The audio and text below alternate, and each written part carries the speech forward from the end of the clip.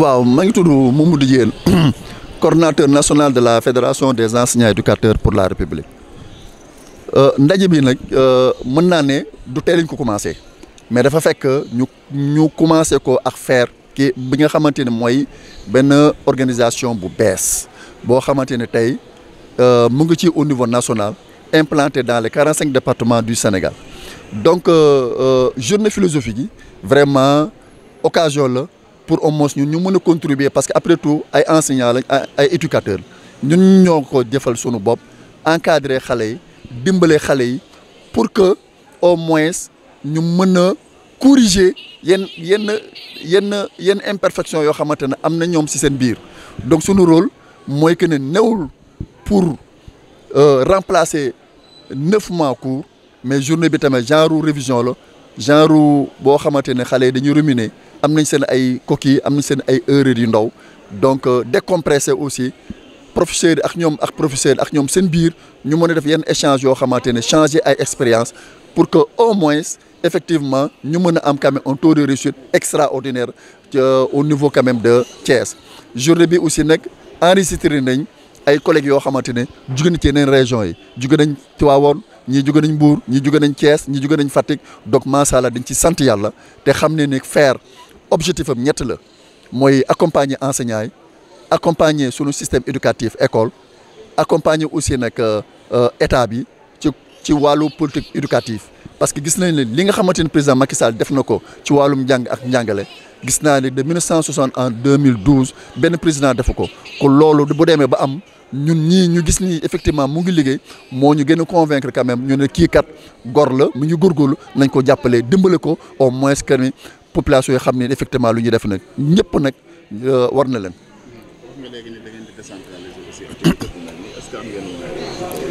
bon mooy xaw na fait défaut parce que gis nga contexte ba ñu ko organiser sonorisation bi ça fait défaut parce que war nañu am ay tentes yokk chaise yi tamit manqué na mais n'empêche quand même am na ay bonne volonté yoo xamante dugal seen loxo Ablaye Dieye ci la mouvement la yor Habib Niang ci la mouvement la yor mën nañ ko bañ a def mais def nañ ko te ñun aussi mouvement la ñu yor yoo xamante ne effectivement on fait ñoom li ñuy def moom la ñuy def mais aussi ne comme aussi nekk directeur général de la poste ñu ngi koy waxtaan nañu ak moom te nee na bu soobee la lu mu mën dina ko ci def kon au passage dañuy profiter ci occasion bi quand même pour anticiper quand même di koy remercier te xam ni waru garam la mu dugal loxoom ci éducation parce que éducation président Macky Sall da ko fonk ku xam lu njëriñu éducation rek war nga mën a def lu ëpp loolu donc dañu leen di remercier au passage mais aussi nag ñu xam ni sunu intention mooy fexe modèle u Thiès ñu mën ko exporter fépp ñu fexe au moins déwén capitale régionale yi nekk Sénégal mooy 14 régions yi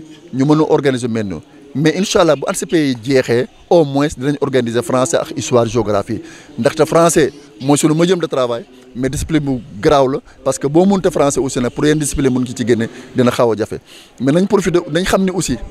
ñun lan moo gën a pousse ñun ñu jàppale président Macky Sall parce que dañoo gis ne li mu defal enseignants yi amul benn président bu ko fi defal enseignants yi gis nañ ni en 2012 bu mu toogee lu mu njëkk a def mooy wàññi impôt ya te bu mu wàññi impôt yi nag que ci gën a néew ci grade am na yokkute 15000 francs ñeneen dem nañ ba 89000 gis nañ ni bu muy jël pouvoir bi saaku ceeb demoon na ba 20000. mais dem na ba stabiliser ko à 12000 ba 12500 wàññi na diwlin bi wàññi kii bi suukar bi lépp loo xamante ni nit ñi dañ koy soxla moom la ñuy wax les denrées de première nécessité président wàññi na ko loolu tamit dafay impacter quand même ci salaire fonctionnaire rawatina enseignants yi gis nañu aussi ci wàllum dëkkuwaay indemnité de logement ñëpp xam nañ 60000 la mais yokku na ci 42% moom moo ko yóbbu léegi ba 100000 francs donc ku dem ba yokku ci 40000 francs macha allah kon gàcce ngalaama boo xoolee aussi ne ci wàllum validation Abdou Diouf volontaire fa la commencé mais dafa lànk ñu du ko def Ablaye Wade grève nañ fi que ba créé fi ñaari section mu nekk les années de volontaire et de maître contractualisation du ko valider mais Macky Sall moo ko accepté le président Macky Sall ba 2015 lañ commencé di dugal. loolu réglé na benn genre équité ak problème mu injustice dañ ci sant yàlla macha allah boo xoolee aussi ne côté parcelle aussi nag président dugal ci loom guichet unique président mu ngi ci dugal loxoom mooy le lenteur administrative maanaam mën nañ seet ni boo ko xayma kenn ku ci ne am na au moins plus de 75 000 francs yoo xamante ne yokku na ci sa salaire te loolu yëpp 75 000 ba 80 000 ba 100 000 parce que loolu yëpp lu ko waral noonu gis nañ ni éducation moom moo mën a jëmale réew kanam moo tax ne lépp lu mu war a def mu ngi koy ci def yamu fa boo jëlee ci wàllum construction ay infrastructures ci école ya injecté na dans un premier temps ci éducation 132,6 milliards de francs CFA moo ñu permettre ñu tabax presque ay 333 salles de classe injecté na encore 81 milliards ci wàllu formation professionnelle injecté na 434 milliards ci wàllu enseignement supérieur injecté waat de 221,6 milliards ci éducation moo waral ne incha allah fii ak ñetti at dootuñu amate abri provisoire ndaxte ñëpp xam ne abri provisoire mooy image bu gën a ñaaw ci système éducatif biir Sénégal ak wàllu Afrique ñu jóge fa nag nga jël étudiants yi tey comme fukki dërëm mën nga ndékki te ndékki bi lan la composé mburu beurre café meew suukar fukki dërëm amul fenn ci Afrique Sénégal rek la am comme juróom fukk xale bi dina ci añ dina ci reer dina ci ndékki te lan moo ku ko def mooy président Macky Sall ak infrastructure yi nga xamante ni tabax na ko un peu partout dans les centres régionaux universitaires donc yooyu ku ko def macha allah dañ la war a gunge dañ la war a jàppale pour que au moins population ba xam ne ay opportunités yaa ngi fii ay réalisation moo ngi fii mooy sunu cër moo tax dinañ sant yàlla di continuer di gunge Macky Sall non ñun d' abord duñu structure APR. APR am na structure mooy le réseau des enseignants de l'APR du ñu tamit structure parallèle ñun association la comme yeneen association yi dafa fekk rek association bi ne dañoo jël décision que ne dañuy gunge le président Macky Sall dinañ ko gunge parce que lu mu posé nii am na solo ko dinañ ko gunge mu jël mu amat deuxième mandat su ko defee ba mu mën a amee deuxième mandat yaakaar yi ñu amoon yëpp ci wàllum éducation ci wàllu infrastructure ci wàllu santé ci wàllum transport ci wàllum social mu mën a continuer yéenam parce que li mu ciy def moom benn président defu ko dina ko jàppale si wàllu signature dina ko jàppale mu am deuxième mandat dina ko jàppale pour population bi xam que ni mu ngi liggéey kon loolu nag yan anam fan la ñuy jaar pour mën a réussir loolu dinañ def tournée commencé nañ tournée yi arrêté nañ ko accord gi dinañ continuer tournée bi continuer di installer sunu section départementale section communale dinañ continuer aussi ne di massifier dinañ continuer aussi nag di def le portage de ces actions et réalisations encore une fois bokkuñu ci APR bokkuñu duñu ay structure parallèle ñun association lañ mouvement lañ comme yenn mouvement yi nga xam ne ñu ngi fii ci wàllum xaleem ci wàllum jeune ci wàllum mag ci wàllum cadre ci wàllum lépp comme donc dañuy jàppale seulement le président Macky Sall parce que moo ñu gëm te moom la ñu kii dinañ ci dugal te fas yéene nañ am lijjanti au moins pour ren 25 000 signatures te commencé nañ ko 557 communes moo nekk ci biir Sénégal jamono yi ma waxee yow am nañ les 45 départements tey à l'heure je vous parle boo demee Podor 22 communes la 22 communes bu nee nag am nañ fa un représentant boo demee Ziguinchor 4 communes bu ne am nañ fa représentant boo ñëwee Thiès 15 communes bu ne am nañ fa représentant donc loolu ñu liggéey donc l'affaire de proximité travail de proximité ñu ngi ca te dinañ ca gën a góorgóorlu gën a implanté wu wane sunu bopp wane ni effectivement ne ñu taxaw nañ quand même que pour jàppale sunu bopp jàppale système éducatif jàppale sunu xale yi mais jàppale aussi le président Macky Sall. Joseph Charles Faye ñu ngi fi tey pour dimbali élèves yi ci seen révision yi maanaam am nañu ay thèmes yu ñu ciblé thème bi gën a bi njëkk moo doon vie sociale bu ñu waxee vie sociale maanaam nan la ñu war a def pour vivre ensemble maanaam dëkkandoo bi mën a neex entre je suis séeréer moo tax sama wolof bi tax ko kii noonu. alors beneen intervention bi c'était introduction à la philosophie maanaam qu'est-ce que la philosophie bon maanaam boo koy nar a tekki ci wolof philosophie mooy discipline bi nga xam ne day réfléchir maanaam ci affaire xam-xam ci affaire àddina tout ça donc voilà monsieur Dieye moo doon def intervention bi alors tout à l'heure monsieur Ndiaye dina ñëwaat ci épistémologie maanaam xalaat ci ni science bi di doxee problème yi posé wu ak bu amee problème naka la philosophie di gëstuwaat ci question yooyu yëpp vie sociale voilà waaw activité baax na trop pour élèves yi parce que da leen di permettre d'abord ñu def une sorte de bilan ci li ñu defoon année bi yëpp mais bu ñu ñëwee fii dañ leen di maanaam teg ci yoon wi rek di leen fàttali yenn noso ñi kii gisoon ak seen professeurs yi maanaam daal activité bu baax la maa ngi ñaan élèves yu Thiès yëpp di sawar ci genre initiative yu mel nii. lu baax la c'est à encourager. Je pense que autorités yi les hommes politiques ak tout le monde doit mettre sa main à la pâte vraiment lu baax la dañ ko war a encourager et puis dafa war a jëm kanam quoi war a jëm kanam. Mamadou Diène, coordinateur national de la Fédération des enseignants et éducateurs pour la République. Merci beaucoup. D'abord, c'est une initiative quand même de la FER. Tout le monde sait que la FER évolue dans 3 dimensions. La première dimension, c'est valoriser que la fonction enseignant, préserver notre outil de travail qui est l'école publique sénégalaise, faire en sorte que nous puissions effectivement participer à l'amélioration de la qualité de l'enseignement et également en travailler en synergie avec l'ensemble des organisations syndicales pour qu'au moins nous puissions effectivement stabiliser notre système éducatif, préserver le quantum horaire et faire en sorte qu'effectivement l'école publique sénégalaise puisse effectivement retrouver que son lustre d'antan. Donc c'est une journée qui a existé. Je peux dire que nous sommes à notre 4e année dans un autre cadre. Aujourd'hui, c'est la FER qui organise. Et d'ailleurs, nous n'allons pas nous arrêter là parce que nous allons essayer d'exporter le modèle de Thiès au niveau des 14 capitales régionales. Et tout le monde sait que cette année, l'année a été impactée négativement à travers maintenant ces différentes grèves cycliques qui ne fait qu'effectivement tenir quand même l'image de notre système éducatif. Donc c'est une journée de révision générale en philo qui ne va pas remplacer quand même les 9 mois de cours, mais c'est un moment fort de communion entre les enseignants et les élèves, un moment où effectivement nous allons pincer les fibres patriotiques quand même des élèves afin qu'ils puissent effectivement prendre conscience que cette discipline n'est pas une discipline, c'est une discipline comme les autres et qu'effectivement ils doivent effectivement éviter certaines erreurs, faire en sorte qu'effectivement qu'ils puissent s'appliquer afin qu'ils puissent effectivement passer avec brio cette nouvelle discipline. Quelle est la prochaine étape dans le cadre de cette décentralisation? Bon, écoutez, la prochaine étape, c'est que nous allons essayer effectivement de toucher toutes les disciplines. Et d'ailleurs, nous étions pour parler avec les profs de français, d'histoire, géographie. Inch'Allah, après juste les anticipés de philo, nous allons nous attaquer quand même avec d'autres disciplines telles que les sciences, telles que histoire et géographie, et une discipline extrêmement difficile quand même qui est le français. Malheureusement, c'est notre base quand même de travail. Est-ce que vous avez les moyens de votre politique? Bon, écoutez, c'est un peu compliqué. Vous avez vu les conditions dans lesquelles l'affaire est en train de mener l'ensemble de ces différentes activités.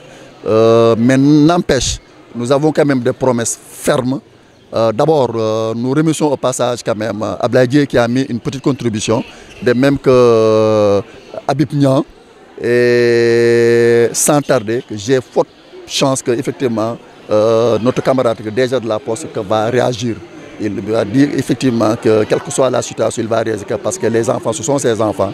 Il est un responsable au niveau de la commune. Ce qu'il est en train de faire un peu partout dans le Sénégal, effectivement, il va le faire avec nous. Donc par conséquent, nous lui remercions par anticipation en attendant qu'il fasse quand même un effort par rapport à tout ce que vous faites. Mais nous avons ce qui nous motive davantage, mais c'est surtout les actions révolutionnaires que le président Macky Sall a posées dans le cadre quand même de notre système éducatif. Parmi lesquels, je peux dire que ce que le président a fait avec les enseignants, aucun président ne l'a fait de 1960 à nos jours. Vous voyez, une fois son association au pouvoir, le premier acte que le président a posé, c'est la baisse quand même des impôts et de la fiscalité. En réalité, les fonctionnaires ne paient même pas l'impôt. Ce qui fait qu'aujourd'hui, ça a impacté considérablement quand même sur notre salaire. Minimum, c'est 15 000. Au-delà de 15 000, jusqu'à 89 000. Ça, c'est un. Deuxièmement, le gouvernement a non seulement baissé le prix des denrées de première nécessité, mais il a pu maîtriser quand même l'inflation. Ça va impacter quand même sur le pouvoir d'achat quand même des populations, en particulier quand même des fonctionnaires tels que les enseignants. Et sans oublier le président Abdou Diouf avait refusé quand même les validations. Le président Abdoulaye Wade avait refusé les validations. Mais le président Macky Sall a accepté effectivement de valider qu'à 2 tiers quand même que des années de volontaires et de maîtres contractuels. C'est une décision qui a été prise depuis 2015 et qui est en train effectivement d'impacter terriblement parce que c'était une façon de corriger, de régler le problème d'injustice et de l'équité. Donc nous le saluons. Et sans oublier aussi, nous savons qu'il y avait les ailes de dinde avec Abdou Diouf. Nous avons aussi les quotas sécuritaires qui a terriblement impacté quand même sur notre système éducatif, a même dévalorisé la fonction enseignante avec le nouveau recrutement CREM. Nous savons effectivement que le concours d'entrée élève-maître, c'est le concours le plus difficile aujourd'hui, le plus sélectif dans notre système éducatif. La formation, elle est sérieuse, le recrutement aussi est sérieux. Tout ceci, c'est sous l'ère Macky Sall. Et sans oublier, il y a le problème des parcelles qui ont été réglés et une augmentation de 42% quand même de notre indemnité de logement qui a quitté de 60 à 100 000, donc une augmentation de 40 000 francs. Donc nous pouvons dire que chapeau au président Macky Sall pour tout ce qu'il a fait pour notre système éducatif, en particulier aux enfants, aux enseignants de manière générale. Si nous prenons par exemple l'école, rien que pour de 2012 à 2016, 132,6 milliards ont été injectés dans l'éducation. 81 milliards ont été injectés dans la formation professionnelle. 434 ont été injectés dans l'enseignement supérieur et une ressource additionnelle de 221,6 milliards ont été injectés pour l'absorption au moins des abris provisoires, la construction de nouveaux lycées, la construction de nouvelles classes, la construction également de nouveaux collèges de proximité et le recrutement massif quand même des enseignants et la formation continue quand même des enseignants. Donc c'est des actions révolutionnaires qui ont été faites avec le président Macky Sall et mieux encore, avec 50 francs, un étudiant aura un pain, du lait, du café, du sucre, du beurre. C'est-à-dire l'aspect social au niveau quand même des étudiants. Avec 250 francs, l'enfant peut manger, l'étudiant peut prendre le petit déjeuner, le déjeuner et le dîner. Donc c'est des actions sociales, c'est des actions révolutionnaires que le président a fait. C'est pour cela effectivement l'affaire a décidé quand même de l'accompagner dans sa politique éducative. Mais encore, une précision, nous ne sommes pas une structure de l'APR. L'APR, comme Fédération des enseignants éducatifs, n'est pas une structure parallèle à l'APR.